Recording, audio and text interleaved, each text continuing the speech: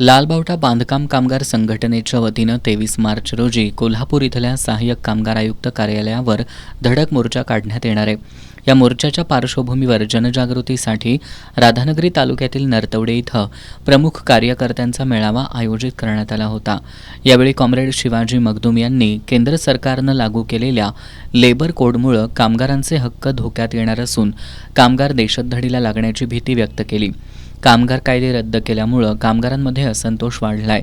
याशिवाय शक्तीपीठ महामार्गासारख्या प्रकल्पांविरोधात शेतकरी आणि शासनाच्या चुकीच्या धोरणांविरोधात नागरिक रस्त्यावर उतरू नयेत यासाठी सरकार जनसुरक्षा विधेयक आणत असल्याचा आरोपही त्यांनी केला. राधानगरी तालुका अध्यक्ष कॉम्रेड संदीप सुतार, जमीर मुजावर यांनी मनोगत व्यक्त केलं.